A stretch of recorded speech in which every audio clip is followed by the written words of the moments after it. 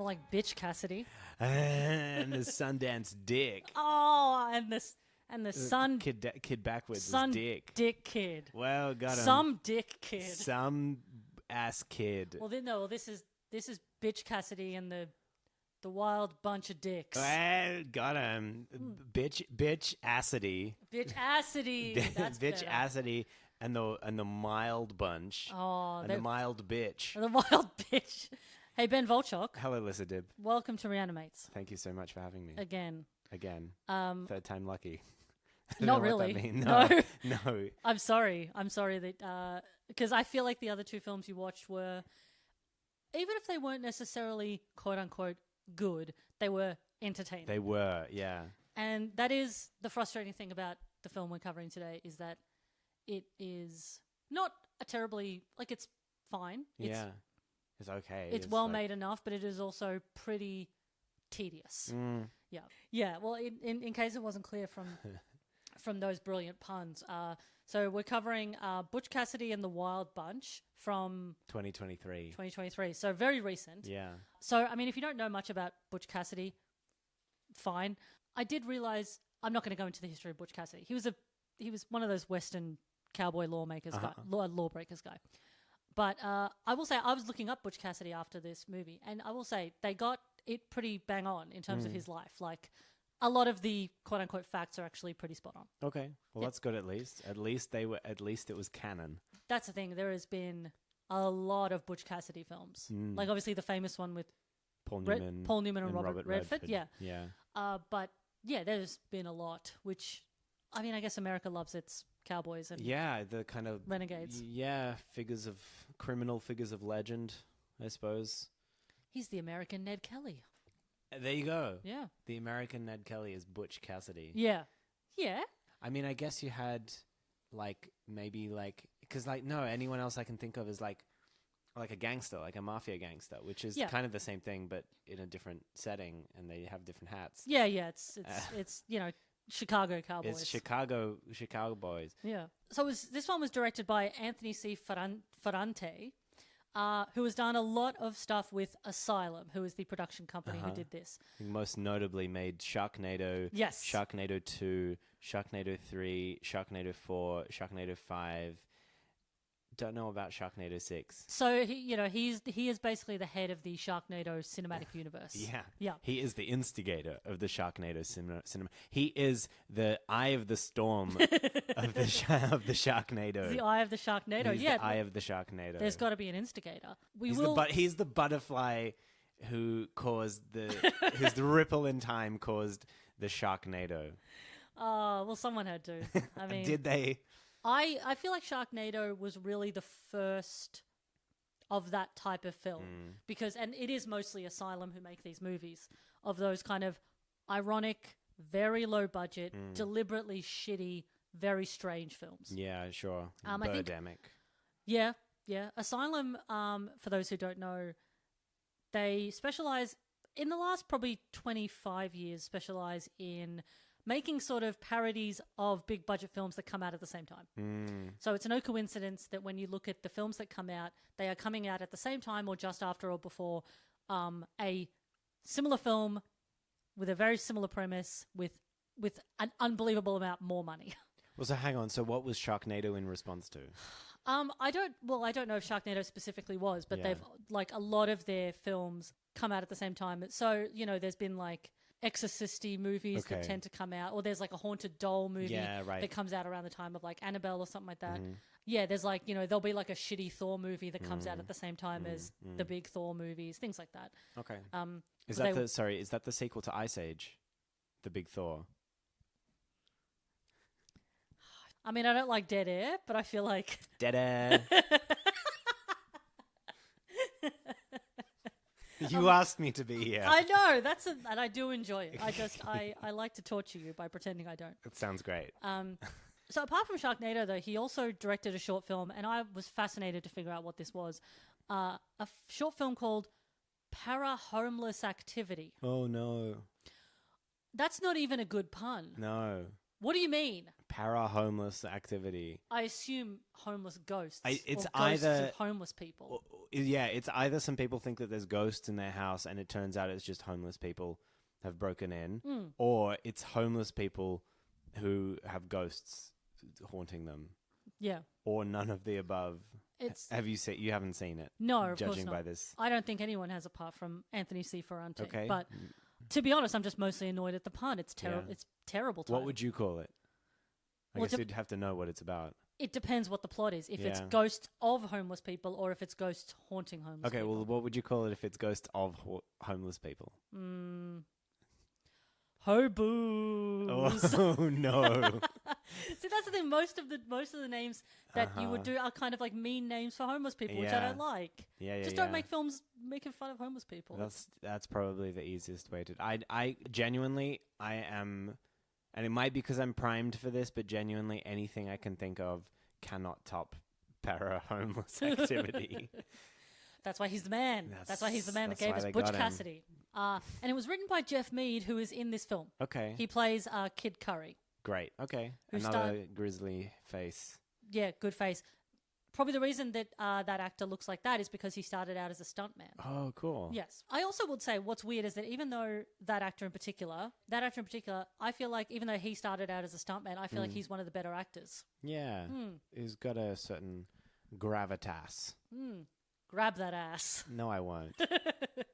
3 of the people in this are people I really like. Oh, yeah. And they're all doing fine. Yeah. But I think it's because the script is so bad. As in the 3 people that you recognize. The 3 people that I recognize also happen to be people that I do like to see in things. But 2 of those people are the first people we see. Yeah. Who is Bruce Dern and Dee Wallace. Yep. Tick, tick. Who we love. Yeah. Love those guys. Absolutely. But again, they're just... Feels a little bit rote. It was just like a day on the job sort of thing. Bruce Dern was pretty good. It was all right. He's really good and he can be really like terrifying. I almost don't like seeing him as a good guy. Yeah. Kind of want him to be like worse. Because in this, the guy that he's based on is kind of like a worse guy than he is in. So he was I think he was a cattle thief. Yeah, right. But he's not really a bad guy. No, he seems like a sweet old man. Yeah. Basically. Yeah. Just trying to kind of protect his family. I wanted him to be a worse guy. Yeah. Real nasty pasty. He did this kind of like real, not somber, but like soft, gentle kind of, but Stern Dern. Stern Dern. We love a Stern Dern. Stern Dern. Stand down. I don't know. Goosebumps. Yeah, Goosebumps. Law and Order. Stern Dern. Bruce Dern and Dee Wallace play the ostensibly parents, or so we think are the parents, of this young man who plans to rob a bank to settle the parents' debt.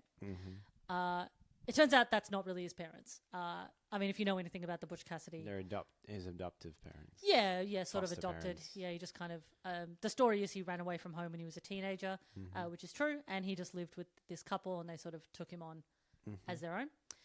Jeff appears fairly early in the piece, which is nice. Yeah. Looking real cool. He's like a...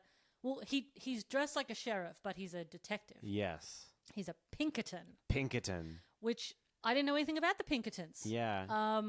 But I thought, when I heard the name, I thought it was like some kind of like influential family who had been called in to, to dispatch with the robbers. Contrary to my MO, I did very little research about this film because I wanted to go in blind and not really... Because a lot of the other time I'll like do a bit of a deep dive.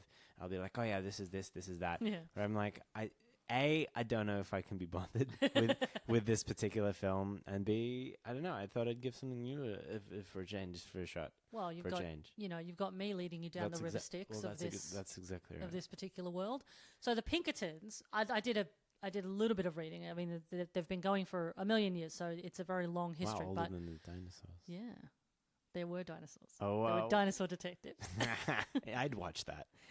Dinosaur It's probably an asylum film. Yeah. In the criminal justice system, dinosaur-based offences are considered particularly heinous. You got the tone back. That's Scooby-Doo. Anyway. So the detectives were a private security and detective agency started in 1850. Whoa. So they were, I think Lincoln had them. Like, really? Yeah. Like he got them on side because he was like, help me, I'm the president. As you would. Started by Alan Pinkerton. Basically a precursor to the... Pretty bad indictment of their quality if they had Lincoln.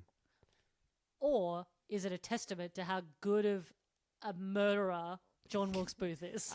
Both? Yeah. Can we go both? Yeah. I'd like to look in both. So it's basically a precursor to the Secret Service. Okay. US Secret Service. Fun fact, in 2020, Amazon hired Pinkertons to spy on their workers for signs of unionizing. Oh, shit. So we don't like these guys. No. That's fine. They suck. They still exist? Yeah. Oh, my God. Yeah. Wow. Yeah, so Union busters. Yeah. So Jeff appears. He seems to kill Bruce Dern and the son's co-conspirator, but not before a bunch of other people, including a little girl, get killed. So it's. But this is also an incredibly not gory film. No, you see very little blood. Yeah, considering how many people get shot. Bullets going into someone. Yes, yeah. which I was found very disappointing. To be perfectly frank. It's a testament to the budget, I assume. I was going to say the powers of the imagination. Nope. So the friend gives up the hero who escapes on horseback. This is how, the titles come up and stuff. It's kind of funny. Was it? But it sounds like this. Who was that with? No one. Name. Butch. Last name. Cassidy.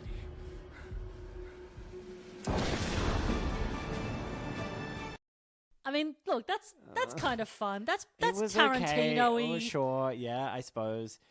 The titles are whenever a place name comes up. That's very Tarantino. Yeah, it is. Dubois, Wyoming. Bow. Which is fine. It's probably says something about the film that's one of the more interesting things about this film.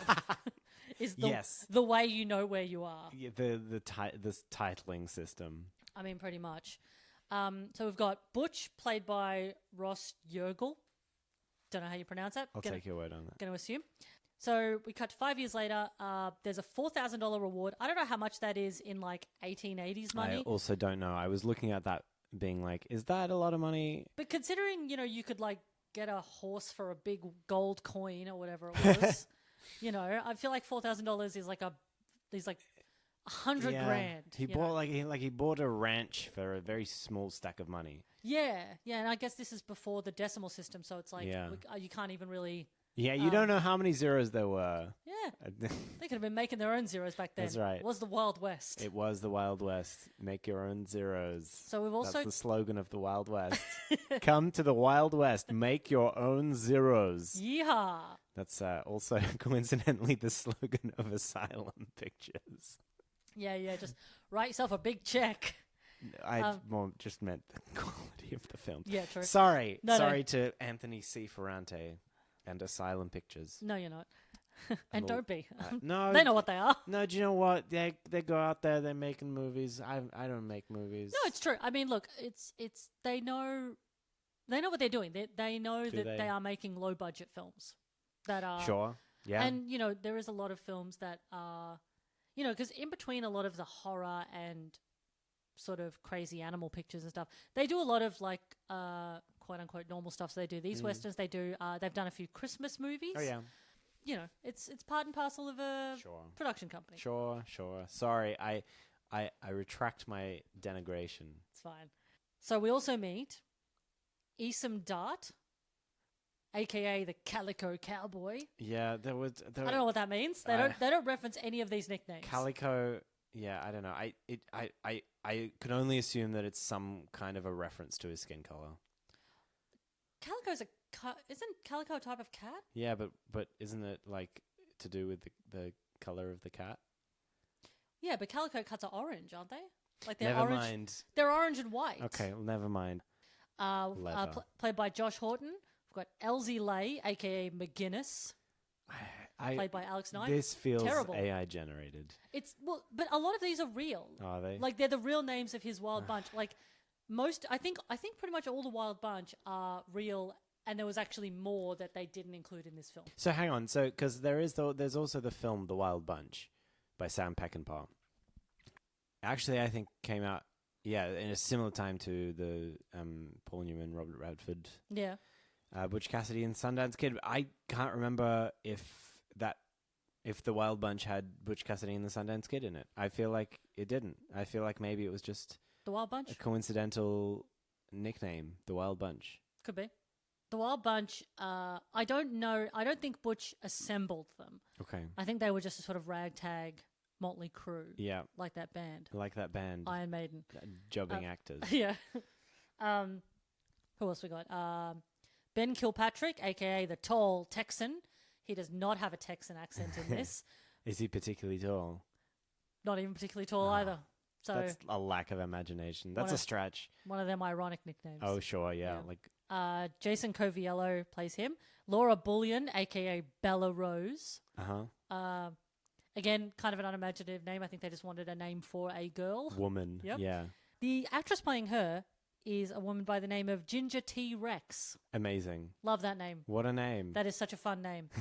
Not a lot of these actors had a lot of like trivia on their IMDb, but Laura Bullion had on her IMDb, and I corroborated this with her Twitter account, but the only piece of trivia or information about her really on her IMDb is that she is a survivor of the bubonic plague. What? Yeah. Excuse me? Yeah. She's how old? She's 600 late. Yeah. What? But that's the thing. When you look into it, the plague has not really gone anywhere. Oh my God. You can still get the bubonic plague in America. You can get buboes? Yeah. I think what is it? There's an American animal that is particularly susceptible to it. It's something that's only in America, like prairie dogs Trump or voters. something. Yeah, that'll show him. Trump, if you're listening. Yeah. Hey, suck shit, loser. Go to jail. Yeah, there's prairie dogs. You reckon? Something like prairie dogs, something that is unique to America. They're very susceptible to them, and so they often pass it in American states. Yeah, yeah. So she's not super active on Twitter, but okay. She well, I can imagine if she's got the bubonic plague. She seems to be doing fine. She's in this movie. Wow. Yeah. Who else is in this movie? I just didn't think you did survive bubonic plague. I thought that was the one that always killed you. But modern medicine. Yeah. Get that jab. Yeah, that's right. I mean, I'm sure there's a plague vaccine, or at least an antidote. Is there an antidote to the plague? What? I don't know. I want to watch that film. What? I want to watch a modern day bubonic plague film. I don't. No, no. Okay. I think it's a little too close to home. I think bubonic Cassidy. I don't. And the Wild Bunch. I want to see the sexy asylum film called Bubonic Plague. Boobos. Yeah. That is the other thing that Asylum make. They make a lot of really gross sounding films that ultimately just turn out to be like R-rated comedies. Like there are two films I remember. One is called Barely Legal and one is called Asian Schoolgirls. Oh no. And it's like, okay, that's meant to just confuse people who are searching for pornography. Yeah. But as far as I can tell, they're just stupid, like sexy comedies. Okay. Yeah. Like, I think Barely Legal is literally like the female American Pie. Okay. I was reading the synopsis. The synopsis appears to just be 3 young women who want to try to lose their virginities before they graduate. Sure. Yeah. Okay. We live in a golden age of cinema. There's something for everybody. And then Harvey Alexander Logan, a.k.a. Kid Curry, who we talked about. The Wild Bunch start out rehearsing a train robbery. Yes. That's weird. That was great because, you got to know what you're doing and you got to get the moves in. Otherwise, people don't know what they're doing. As it turns out, they still didn't know what they were doing and they still managed to muck it up. But I mean, it seems fucking nerdy to rehearse it. Like, just go in there and do it, you tough guys. Yeah. But also, like, what if someone sees you? Like, what are you doing? Sure. We're just playing trains, mister. Yeah. Don't. Officer, don't touch. We're just playing on the twains. We're just rehearsing a twain wobbly. Yeah, just a little safe quacking. It's not wheel wobbly. No, these aren't wheel guns. They're not even wheel money. Don't worry about it. Yeah, just go and arrest an innocent man and beat him up. That man's stealing a horse. And then run away. Yeah. The one thing I did not like in this film, and look, not to be nitpicky, I know this is a low budget film and everything, the guns are too shiny. Ooh, interesting. They're too shiny, they look too new. Yeah. I think that's a thing in a lot of these kinds of films is that stuff like either uniforms are too shiny or like guns are too shiny or shoes are too shiny or faces are too shiny. Are you sure that your TV just isn't too greasy? Yeah, I think I just dropped ghee on it. Oh no, my ghee! Another thing that makes this script very clunky, and it is a bad script, make no mistake, Another thing that makes this script very clunky is that everybody keeps calling Butch by his full name. Butch Cassidy? Butch Cassidy. They called him Butch. I thought they called him... Sometimes, but they use it too often. Yeah, okay. In that way that's inelegant and inauthentic. Yeah. But I feel like that's the in comedy. Like, I've noticed people call each other sometimes by full name. Like, a lot of people call me by my full name because I have a very short name. You do have... Your name is shorter than Butch Cassidy. Yeah, my full name is shorter than Butch Cassidy. Yeah. Your full name is the same length as Cassidy. Yeah. And I did see a TikTok once, and I mean, Same. I don't know, just once. Yeah. Threw it away. Deleted the app. About how some people do just have names that... full name names. Full name, well, they have first name, last name people. Yeah. Where they actually just sound better. So I guess I do know people like that I do call first name, last name. But in a film, it feels weird. Sure. It feels very like, like when you're watching like a biopic and someone's like, hello, my name is John Lennon. Yeah. So their robbery gets stooged, but they decide to go it anyway. They blow the safe up with a lot of gunpowder. I wouldn't have thought that worked. Surely, because he mentions when he's blowing the safe, he says, there's a lot of it. Yeah, this is all of our gunpowder. It's all of the gunpowder. We're going to use all of it. I mean, surely you have a lot of gunpowder. But it does only blow the lock off. Yeah. Why wouldn't it blow the whole... Wouldn't it blow the money on the inside? Yeah, it wasn't... It was intact. It was all intact. I don't know. Maybe they're just very good at their job, Lisa Dibb. Yeah. Have you ever thought about that? I haven't thought about it. It did not occur to me watching this film. That's very fair. I also think for Jeff heads who are listening... Jeff heads. Where my Jeff heads at. For people who have seen Fortress, I also think that that's what D-Day, Jeff's character in Fortress, I also think that's what he's in prison for. Wow. Blowing up the safe. Blowing up the safe on a train. With Butch Cassidy. Yeah, he was part of the Wild Bunch, yeah. Wow. That's why he went to future prison. I got to watch this film. It's all part of the Jeffrey Combs cinematic universe. Mm-hmm. The Wild Bunch seem to go their separate ways after a bunch of robberies. And I'm skipping over a lot because a lot of it is boring. It's pretty inane. It's very like, oh, and then they went there, and then they went there, and this person went here, and then this person went back. Yeah. And this person came back. Everyone having kind of boring conversations. Butch buys a ranch. Ranch Cassidy. Ranch Cassidy. Ranch sauce. Ranch dressing. Ranch dressing on the side. I love a dud riff. I mean, I didn't know what I was... It was one of those things where I thought, I'm halfway through it. I'll get there in the end. I feel like... I'll figure out what this joke is as I'm doing it. It's had a lot of dud riffs, mostly on my end.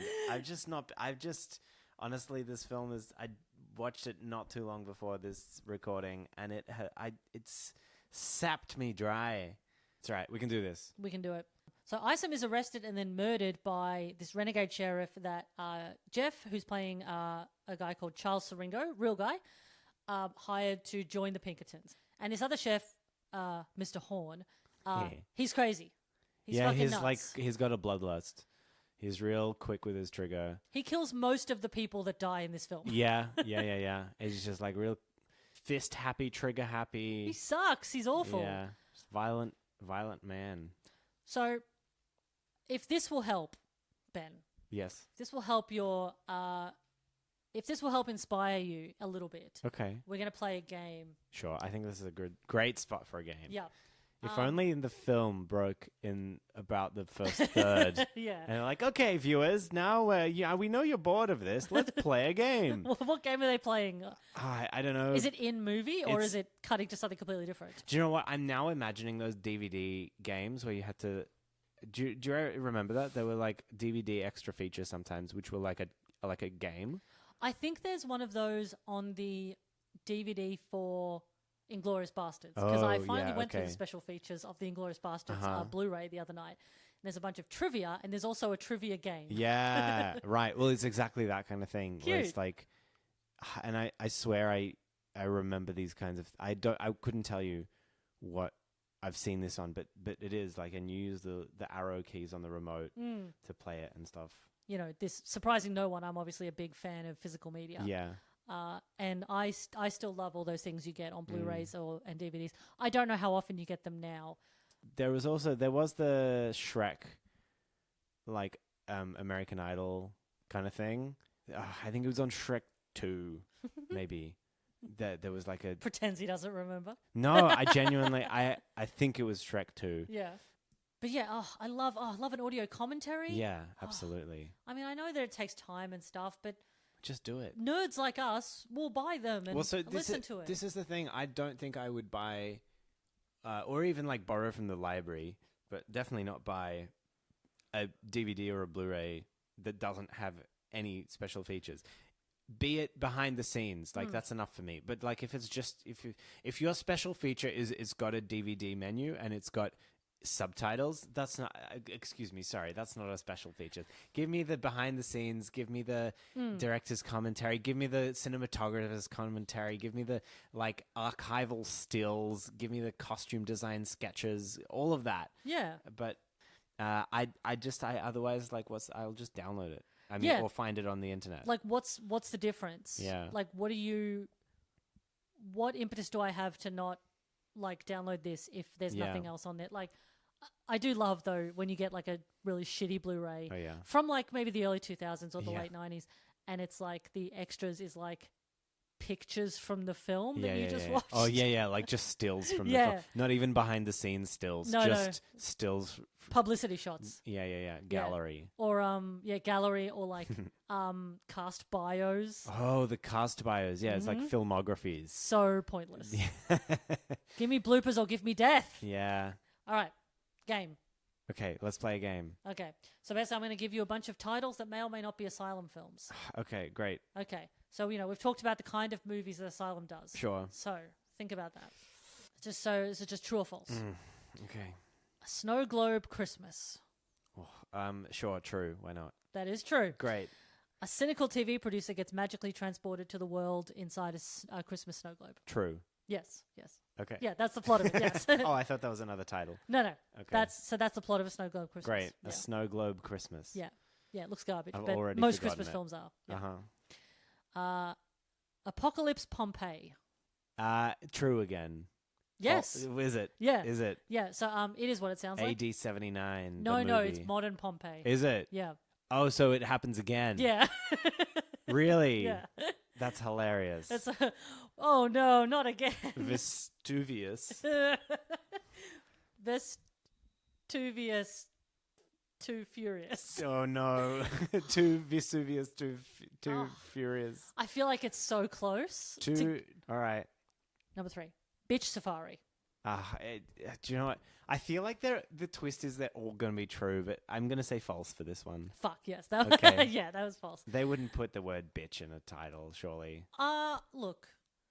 Actually, I don't... As in, like, I know there are films with the word bitch in the title, but I don't think that this kind of production company... They'd go... I feel like they'd go for, like, the innuendo to the left. The doctor will kill you now. Oh, that's a good one. I'm going to say true because I like that title. It is true. Hey! It's just about a doctor who kills. Who gets obsessed with a patient and stalks her and stuff. Yeah. Oh, I was expecting more of a serial killer vibe. I mean, I obviously haven't seen it. Okay. So I don't know how many people he kills, whether he's a serial or whether he's a one-off family annihilator or something. Who knows? Ducks of War. Ducks of War. Like quack quack. Like quack quack. I'm gonna go false. Yeah, you got me. Yeah. I feel like Sharknado, sure. Ducks of War. It just doesn't. There is a lot of animal films in Asylum, though. Lots of them. That's what I kind of thought, but it just like that felt like a 1-2. Okay. Corny. So you're not. So you're saying I wouldn't get a job with Asylum? No. Oh. Because that was the job I wanted, just making titles. I come up with the title, they do everything make else. the film? Yeah. Mission Unknowable. Whoa. Because I'm going to go true. No, I made that up. Oh, you made that one up. Because I was going off what you were saying before about how like sometimes they'll put out films. That was what I went for. That was the trap. Yes. Okay. Haha. You fell right into it. Finally. You got me. Idiot. Titanic 666. Oh, true again. It is true. Great. Shockingly, it's about the Titanic. The demon ship. It's like it's like the Titanic 3. So it's not set in the time period of the first Titanic. But it's like Titanic 3. Titanic, it's a zombie ship No, that rises again from it's the literally just like Titanic, bottom of the ocean. Titanic the third. Okay. And then Just spooky another shit Titanic. happens. Yeah. Okay. All right. Last one. Sinister Minister. Oh, I'm going to go false. That one's true. That one's true. Yeah. And wow. I mean, it is what it sounds like. Yeah. Just like a weird priest. Yeah. Okay. Great. It's alarming how easy it is to come up with some of those titles. Like, just think of like either a terrible pun or a movie that sounds enough like another more famous film. I feel like I could do this job. I would love it. Yeah. I would love it. I would just take a big snort of cocaine, come up with a bunch of titles, and then take the rest of the day off. I feel like you could do it without the drugs. To be honest, I feel like this is a knock in the park. That's not the word that I'm looking. That's not the phrase I'm looking at. No, it's a different thing. A knock. Oh no! Do you know what I'm sticking with? It's a knock in the park. Knock in the park. Yeah, it was. Hello. Who's yes, there? hello, the park. I'm here. So some of my, cause I went through the whole like asylum filmography. I was like reading all the titles. Here are some of my favorites. Do you want to hear them? Please. Megapython versus Gatoroid. Yep. Okay. 100 Ghost Street: The Return of Richard Speck. Wow. Oh, no. I just like 100 Ghost Street. 100 Ghost Street. Who's living on that street? Ghosts. How many of them? 99. Well, that's... The 100th is Richard Speck. Okay. He left and he's come back. Nazis at the center of the earth. Okay. Airplane versus volcano. Who would win? I feel like Volcano would win. We don't know what kind of airplane this is, though. That's true. It might be a ice shooting airplane. It might be an airplane that's also a vampire. It might be an airplane that flies nowhere near the volcano. Yeah. They're in different continents. Just flies away. Yeah. My last favorite asylum. Please. Shark Side of the Moon. Whoa. You saved the best till last. That's good. That one. I like it. I don't care what it's about. No. I mean, I imagine what it's about. You can imagine. This is. I feel like that's the kind of thing that they need more of. Is just like the puns that tell you what the film is about. I don't think that anyone walking into Sharknado was confused about what it might have been about. Also true, but Sharknado is at least a little bit... It's not a word... It is kind of a word play. It's just replacing it with the word shark. But I mean, I get... you could put shark in anywhere. Could you? Yep. Shark Cassidy and the Wild Bunch. Butch Cassidy and the Shark Bunch. Yeah. From Beyond a Shark. Castle Shark. Castle Shark. Lurking Shark. Uh-huh. Sharktress. The Pit and the Pendulum, and there's a shark. And the shark, yeah. Sniden. Shark and Prejudice. I'm trying to think of a single fucking Jeff movie that has any kind of SH sound in it. Yeah. Shark of Reanimator. Shark of Reanimator. That's pretty good. Yeah. I'd like to see Reanimator, Bride of Reanimator done almost exactly the same, but she's a shark. And then was it Son of Reanimator? Is that the third one? No. Is there not a Son of Reanimator? No. Are you sure? 100%. Oh, why did I think there was What's Son of Reanimator? I don't know. He's got... What's Bride of Reanimator? It's as it sounds. I mean... It's got a son. No. It's not part of it. Really? No, the third Reanimator film is Beyond Reanimator. Oh, Beyond Reanimator. Yes. From Beyond Reanimator. No. No. It's just Beyond. It's what is it? 15 years later, he's in prison. Well, see, that's why there's a son. Covered it a few weeks ago with Tim Clark. Did you? Yes. There could be a son. There is. I don't think so. I don't think Herbert West is reproducing. He should be. He's not the star. He's not the type. He could science himself a progeny. That's true. Hey, Stuart Gordon, if you're still alive and listening to this podcast... I have horrible news for you, Ben. Is he dead? Yeah. All right, well, Jeff Combs, if you're listening to this podcast... Well... Please make Son of Reanimator. Now would be a good time because Jeff is old. Yeah. So this could be Herbert West is old. Yes. He feels he is dying. Yes. He needs to make a son to carry out the legacy. Carry out the legacy. Yeah, absolutely. Hey, okay, this is happening. I feel like this is a gold mine. You should absolutely make this, Jeff. All right, if you're I'll listening. call Jeff because I've been able to call him this whole time. Oh my God. Hello, Jeff. Well, back to the Wild West movie. Okay. Then. Let's stop talking about films that could be better. Yeah, let's stop talking about films that could exist and talk about films that could be better. Yes, talk the ones that do exist. So, as you might imagine, Butch has found a hot babe ranching in the woods. Who, again, too shiny. too shiny. She has Instagram face. She is the most modern looking person in this film, and they have not even tried. No. She just looks like she is about to do a tutorial on how to do really good concealer or something. This is the thing I don't get, right? If they had just not put any makeup on her, and I'm not saying this as like, oh, she would look better without makeup. She would look more period appropriate without makeup. Or even just a natural look. Yeah. Like she doesn't even have, she looks fully made up. They've beiged her up. She's got beige face. Yeah, and look, you know, she's again, she is yet another person who is probably a fine actor, but is sort of at the mercy of this script, because one of the things that they keep doing for her in particular is they keep making her say Yonder. And they it feels, do make her say Yonder. It feels really clunky, and especially because she's not even really doing a southern accent. So she's played by Nikki Lee. She's got some fun titles in her IMDb. Okay. As well. She was in a TV movie called The Midwife's Deception. Whoa. They should have made her look just a slightly bit more period appropriate, because everyone else doesn't look as made up. No, I think it's because she sticks out. Yeah. Is the problem.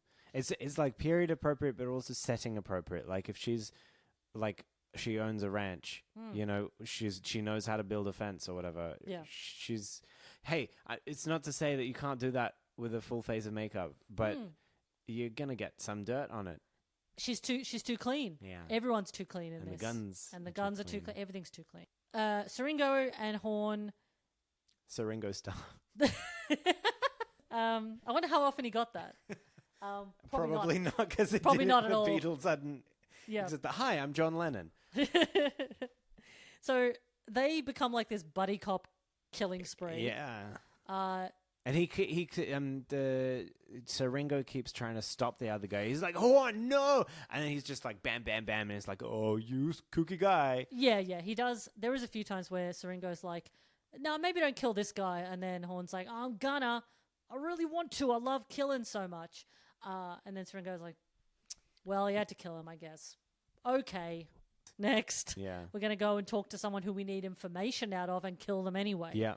Again, they kill Elsie without even interrogating him. Like, they're looking for Butch Cassidy, and they keep killing the people they need to talk to. Yeah. So Butch is in the bank when this sassy little man comes in and robs it right in front of him. You know, he's like one of those like dandies. Like he's a dandy. He's fast talking. He's meant to be the cool guy here.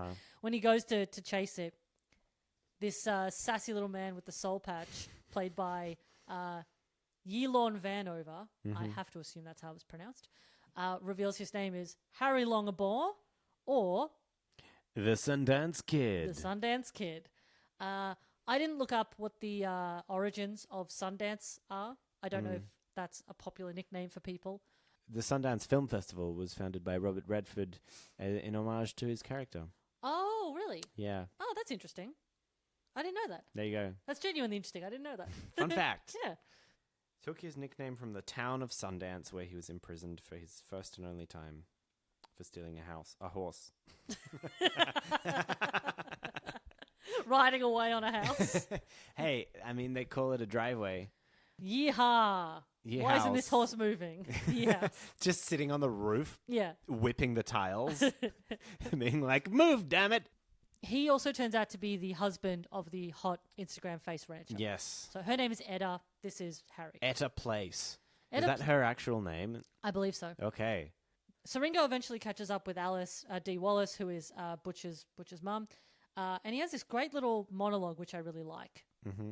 So, you know, this is adding some like gravitas to the character. This is salt. Yeah. This is a good bit of little acting here. Yeah. Gets to show his chops. Here are my chops. Hello. Pork and lamb. Which would you prefer to eat first, please? Heat them up for me. I don't know how to use an oven. I've never fried. Or cried. Hi, I'm Charles Siringo, the happy cook. I've got some chops here. Don't they look lovely? I don't know how to cook them. We don't have ovens yet. Marinade. So Horn kills Alice. Well, yeah. Shoots her in the back. ask her to make she starts making a cup of coffee and then pulls out a gun. Yeah. And then he's like, I'm gonna kill you. And because also she won't give up Butch Cassidy. She denies that they know each other. Yeah. And then, would you call making a cup of coffee cooking? No. Okay, never mind. I would say cooking is food. Oh, interesting. So what about making a smoothie? That's just making a smoothie. Okay, it's not cooking? No, because I think that there isn't a word yet for making a beverage. You would just say making a drink. Would you cook? Because you brewing. Brewing is for tea. Is for tea or coffee. You brew a cup of coffee. You blend a smoothie. Yeah. It's more in the action, whereas cooking is, I guess, an umbrella term. Yeah. Cooking can mean a lot of different things. Yeah. Okay. All right. Yeah. Well, I'm glad we covered that. Butch finds Alice in her last moments. Mm-hmm. Annoyingly, she doesn't have like last words or anything, despite the fact that she's alive when he gets there. There's also a threatening note left by Alice's body that says, Butch Cassidy, you can't hide forever. But it's very clearly written in black texter. Is it? Yes. I didn't notice that. That's really annoying. That's really funny. At least, I mean... Use ink or whatever. Ink. Pencil? Pencil. I mean, did they have pencils in the 1880s? They did, but I wonder maybe they wouldn't have shown up as vividly on screen. It's clearly a marker pen. It really took me out of it. Oh, that took you out of it? Yes, it's really inauthentic. I feel like they were having a go with some things, trying to make these outfits and uniforms, and they got the towns. They got the old train, and they got the towns and stuff. Like a lot of stuff looks fine. Yeah. But then they got little things like that just are really stupid. It's like having a Starbucks cup left in the scene or something. Yeah, like someone's wearing a watch. Yeah. I think it's apocryphal, but the urban legend that Charlton Heston is wearing a watch in the chariot scene in Ben-Hur. I mean, I could believe that. I've never seen Ben-Hur. There's a lot of stuff happening in that movie. It'd be easy to miss. I think it's fake, but it's one of those urban legends. I like all those urban legends because they're very easily disproven. It's like they are now, but I feel like these they came about in before physical media. High quality media as well. Like there's the ghost apparently in 3 Men and a Baby, which turns out to be a standee of Ted Danson. That's funny. There's the hanging Munchkin in Wizard of Oz. Yeah. Yep. Yeah, maybe that's it. It's like you just had it came from like shitty VHSs. Butch goes back to Alice's house. And he finds guess who?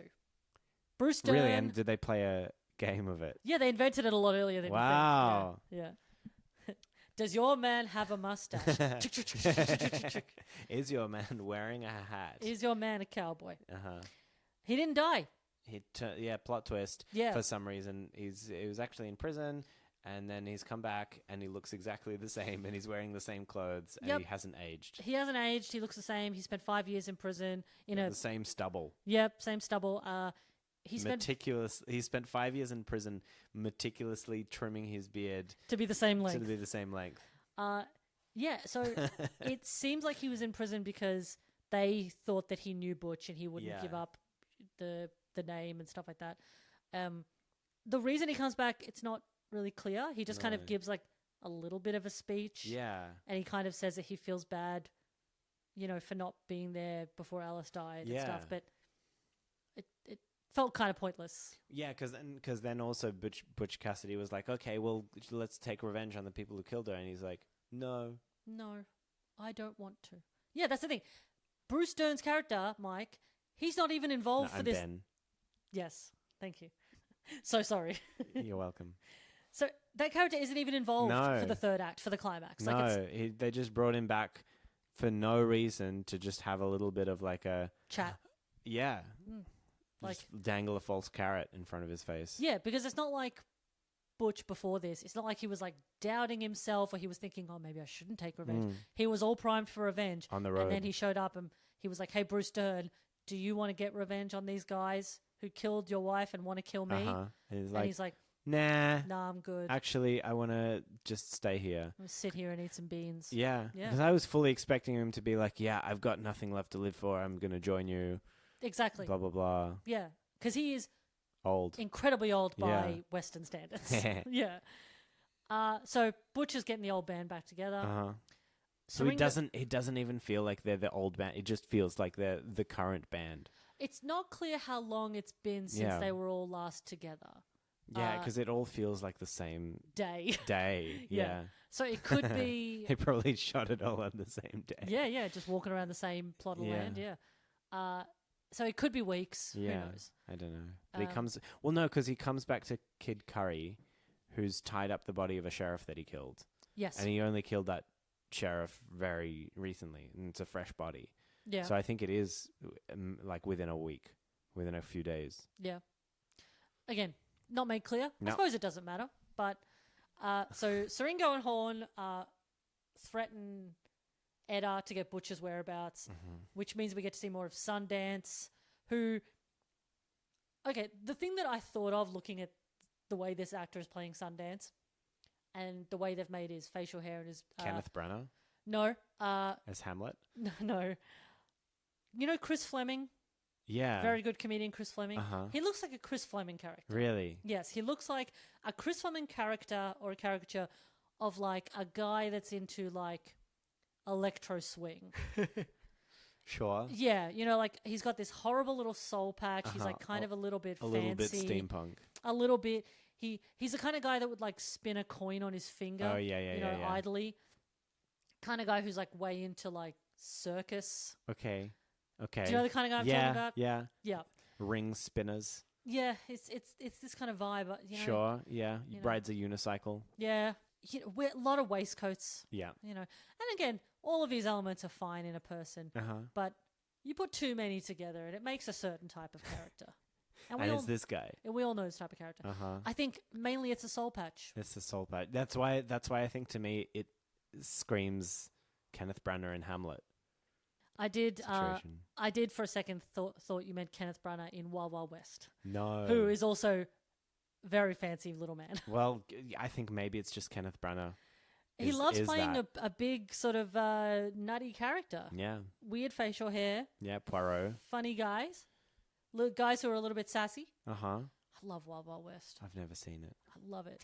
I don't care if people don't like Wild Wild West. You cannot say that it's not fun. And it's so much more fun than this thing. I will have to take your word for it because so good, though. I feel like I haven't seen a single film that you've mentioned on this podcast. That's often the case. And that's including Sharknado. Look, it's off. I watch a lot of films. It's Hey, I also watch a lot of films. Yeah, but you watch like well-regarded films. Yeah, that's fair. Like I look at your letterbox. You watch a lot of, art films. Yeah. Okay. Yeah. You say that with a tone of denigration in your I don't mean. I'm just trying to imply a capital letter. Okay, art. Okay, sure. I heard. Okay, that's what I was hearing. And I don't mean it as a euphemism for pornography. I just mean that they are films I've never heard of that seem fancy. Okay. Yeah. Fair. Very fair enough. Yeah. And this is a compliment to you being a cinephile. Well, thank you very much. Thanks. And you like to fuck films. Yeah, I put my dick in the little hole in the Blu-ray. Yeah, call that a special feature. Yeah. Yeah. That's right. Special feature. My genitals. Yeah, when you blooper on it. Okay, all right. All right. Look, it didn't work. It's fine. Me and you, DVD me and you, special features me and you. Okay. All you got there. I got it. I got that cast filmography. I got that commentary. Commentary. There we go. Fuck. IMDb. I'm massively dick bulging. IMDb goofs more like IMDb spoofs. Oh no! Awful. We're nearly done. We're almost done. There's a big gunfight. The end. Almost. Butch kills Horn. He doesn't plan on killing Siringo for some reason. Well, because he's like the gentleman outlaw. He doesn't kill. Horn was the one who killed Alice, but Siringo didn't actually kill any of these people. So he's like, well, I'm not going to kill you. Yeah, but again, he's like, okay, it's you or him at this point, Butch. Yeah. I know you're like the gentleman pirate or whatever. Like you don't kill people, but now's the time, bitch. Well, he killed that other guy. He killed Horn because that was revenge. Well, you would. Siringo does pull a gun, and then Sundance kills Siringo. And then Butch, Sundance, and Edda decide to get the hell out of Dodge and go and do more adventures. Yeah. But not before taking a bunch of cash and their wounded cronies and riding off into the sunset. Yeah. That's pretty much the end. Yeah. Except for the final title that pops up. Well, the final moment is it's the most like a horror film that anything in this film has been. Yeah. Because it ends with a pan across Siringo's seemingly dead body. Mm-hmm. And then he suddenly opens his eyes. Oh, no. Which is weird because I don't think that Jeff Combs is in the sequel. No, I was looking at that. I was like, because that's what I was referring to is like right at the end. It's like Butch Cassidy will return in Butch versus Sundance. Yes. And I looked it up. It was shot. I think they shot them at the same time. Yes, because I think that was something that confused me a lot when I was trying to find this film. Is that I thought that maybe it was one of those cases where, because I think they both have the same release date as well. Right. So I thought, oh, is this one of those cases where it's the same film and it's been like the title's been changed in a different country or something? Yeah. So I thought, oh, maybe they're the same movie. And it was only literally at the end of this film when it said that there was actually like a little fake film reel thing that was like it'll return to Butch versus Sundance. I was like, oh, that's a whole separate film. It's another. So that's that fucking thing. Thanks. Yeah, we did it. We got there in the end. It's just such an inelegant script. Like they don't even really write conversation very well. Like there's a bit where, so I mean, this is what it sounds like. You tell me if it sounds like a normal conversation. What about Siringo and Horn? Counting worms. Killed them? Well, you don't got to worry about them no more. It's a really weird back and forth. Like what that should have been, and look, again, I'm not a screenwriter, but what that should have been is Horn and Siringo, counting worms. That's it. You've already established that line, like that turn of phrase in the film. They did have that before, when they were talking about the other dead sheriff. The audience knows what it means. Yeah. It's snappier. Yeah. It's almost like, it feels like, and I don't know if Asylum are already using AI, but if they're not, they're gonna be. Because AI-generated scripts are perfect for this caliber of film. Yeah. And they don't need to make sense, and neither do they.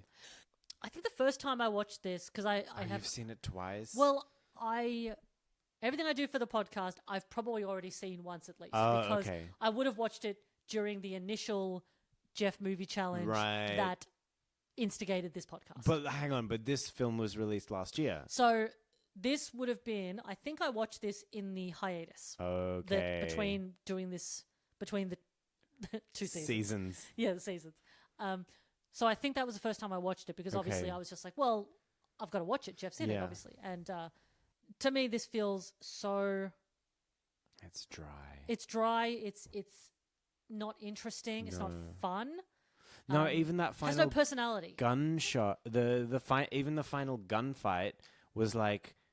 It was so messy. I couldn't see who was being shot. There wasn't any... Like, there were all these characters who were coming up and turning up and being shot who we didn't know or care about. I don't think I cared about anyone in this film. It's by the numbers, isn't it? It's very by the numbers, yeah. And it felt like such a waste of these really good actors. Imagine if this is Bruce Dern's final film. I mean, I don't think... Oh, okay. Ever. Look, I mean, that's the thing. I don't think you can judge an actor by what they do, in either their early years or their later years. Like, you look at a career as a whole, like that's the thing. I mean, look at Jeff. He's made some very interesting film choices in the past. But, you look at a career as a whole. I mean, hey, Jimmy Stewart. Sure. One of the best actors of all time. American hero. His last film role was the voice of a character called Wiley Burp. That's great. What was this in? That was in Five All Goes West. Oh, wow. Yeah. Yeah, and I guess, Orson Welles, his last film role was the voice of Optimus Prime, I think, in the Transformers animated film. Yeah. Amazing. Yeah, that's the thing. Like, especially actors, once they get to a certain age, they're doing a lot more voice work. They're doing smaller roles. I mean, like, some people aren't. Some people are. Some people are. Like, I don't know if Marlon Brando was ever in, Cummy Goes to Town. What's that about? It's just a little semen droplet. Oh, okay. Finds his way to the big city, The big city. which is an ovum. I'm going to Hollywood, baby. Yeah. And it's Hollyworm. Hollyworm. He's going to make it on the stage. Yeah. And the stage is the cervix, I guess. I suppose, yeah. Yeah. It's just like a one long journey. Yeah, if you can... they say if you can make it there, you can make her pregnant. Okay, all right. Anyway, Marlon Brando wasn't in that. Oh, damn it. He would have nailed Cummy. Sure, and then made him pregnant. Like, I don't know, Al Pacino's been in a lot of questionable stuff. Robert De Niro. But, like, Jack Nicholson's kind of hasn't been in a lot of... He's been quiet. Yeah. Some people just stop working. Yeah. Like, some people just sort of decide to rest on their laurels.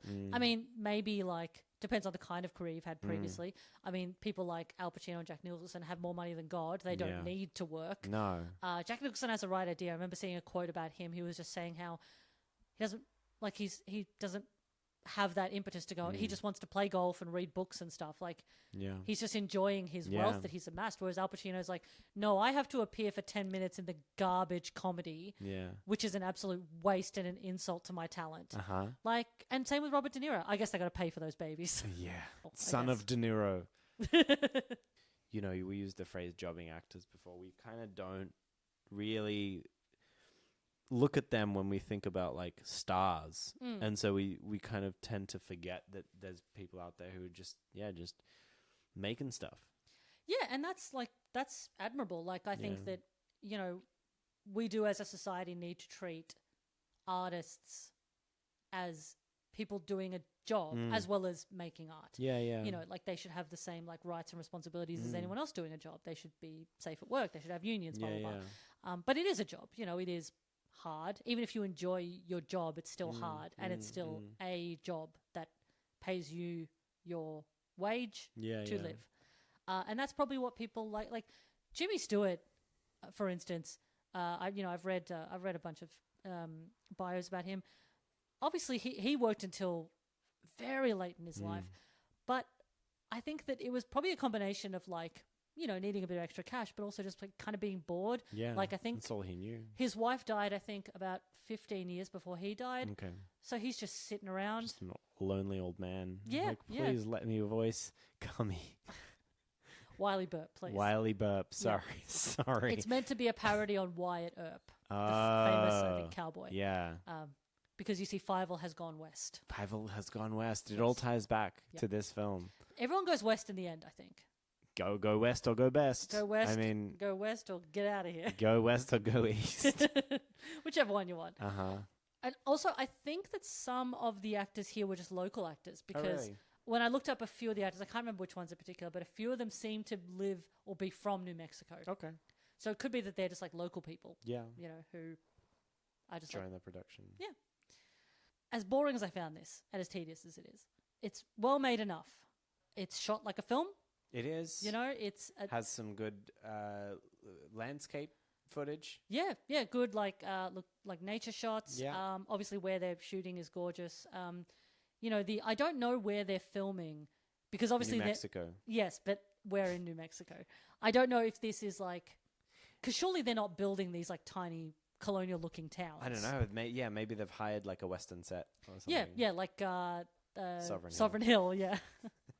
Very Australian reference there. International listeners, look up Sovereign Hill. It's just an old gold rush town in Victoria. Yeah. It's cool. It's fun. I like it. I genuinely like Sovereign Hill. I haven't been there since I was a kid. It's a classic like primary school excursion. It is, and you get to like pretend to pan for gold and stuff. Oh yeah. But it is. I have been there. Boiled sweets. I've been there several times as an adult. Really? I actually quite like it. Well, it's quaint. Did you play 9-pin bowling? No, but I did make a candle. Hey! Yeah. Did you get to eat it? No, you don't eat candles, Ben. I'm getting them confused with boiled sweets. No. I mean, I know that I do cover a lot of films on this podcast that I don't like, but I actually don't really like ragging on films that much unless they're like reprehensible. That's the thing. This film is not... It's not offensive. It's not offensive. It's not interesting enough to be offensive is the thing. Yeah. I'm with you there. The last thing in the world I want to do is talk shit about something that someone's put time and effort into. Yeah. Because what are we doing? Because what are we doing? Exactly. We're putting time in it. And it's just like, it feels mean-spirited. It feels like, but at the same time... At the same time, you have made art, and art is to be critiqued. Yeah. And I feel like we're being fair. And, it's only fair that you can judge something by the finished product. And this is the finished product. Do you reckon... Have you seen Sharknado? Yes. Is this better than Sharknado? No. Wow. Because Sharknado, as I said, is entertaining. Is silly. Yeah. It's very silly. It knows that it's not... It knows what it is. Okay. Whereas, films like Sharknado, they are... When you look at them, there is quote-unquote bad CGI. And the acting is kind of hammy. But it's knowing. And that's the difference. It's like the B movies you see from... Or like the Roger Corman stuff. Plan 9 and stuff like that. Well, yeah. Obviously, there's a lot of films that are made, and people obviously at the time think that they're good. Think that they're good, with the Ed Wood stuff, it's borderline. But I I know what you mean. Like all of the Roger Corman stuff with Herschel Gordon Lewis. Yeah. Kind of shtick. Fred Olin Ray. Okay. Like a lot William of Castle. Yeah, a lot of people who knowingly make kind of schlocky, fun, entertaining stuff, and that's the difference. Is that it's schlocky. Yeah. Even like John Landis's film Schlock. Is that a film? It is. Oh. It's pretty good. Is it? It's pretty funny. It's exactly what it is. It's like, it's schlocky. It's like man in an ape suit. That sounds fun. It's pretty funny. Yeah. With that in mind. Yeah. Not a particularly enjoyable film, but no. You know what? Jeff is. He did well. Of course, I mean he always does well. Yeah. He always. I believe that he always does his best. Yeah, Jeff's. No, I'm not accepting that one. No. Why not? Because that one's bad. I was trying my best. No.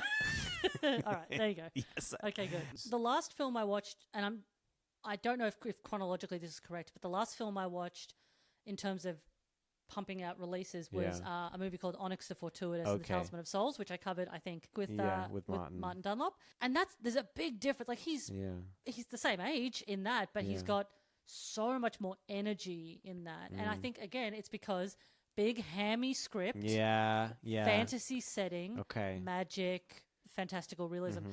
I thought he was like, in terms of like a serious dramatic role, he had the weight. He did good. Yeah.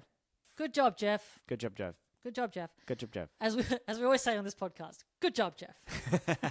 And it's a good job, Jeff, from me. And it's a good job, Jeff, from him. Anything to plug, Ben Volchok? I do a live comedy show called The Ceremony, which is different every time it's performed. I've just did it at the Adelaide Fringe Festival, so sorry if you missed it.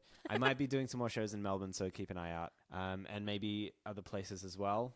If you keep up to date with my social media, there shall be announcements. What is your social medias? So I'm mainly active at the moment on Instagram at Ben Volchok. Also Facebook, Twitter. Yeah. Threads. I guess. Ooh. I don't know. Exotic. Blue Sky. I don't know. I did have a TikTok, but I deleted it. I don't know. All the usual suspects. You can find me. You can find. I've got a website, benvolchok.com. Website. Wow. You can find some past stuff I've done. Yeah. You're very entertaining. Thank you so much. Yeah. Yeah. It's audio, videos. I have some podcast archives. Yes. Zines. I make zines. You got your fingers in a lot of pies. That's right. Oh, Letterboxd. Get them out of there. It's unhygienic. Yeah. You can find... I'm on Letterboxd. Yeah, I kid, but I do genuinely hate those people, and there's a lot of it on TikTok, especially at the moment, who get annoyed at other people's Letterboxd top fours. You know when they do Letterboxd top fours on the red carpet? Yeah. And people are like, oh, you like these pretentious foreign films. It's like, people do genuinely like those films that you think are pretentious. Yeah. You just think they're pretentious because you have like no imagination. Yeah. But look, that is a whole other discussion. Absolutely. Anyway, go on my Letterboxd, critique my top 4 for being too pretentious. Yeah. Yeah, see you on the internet. That's where I live. Oh my God. I've never left. Holy shit. Why are we in my house?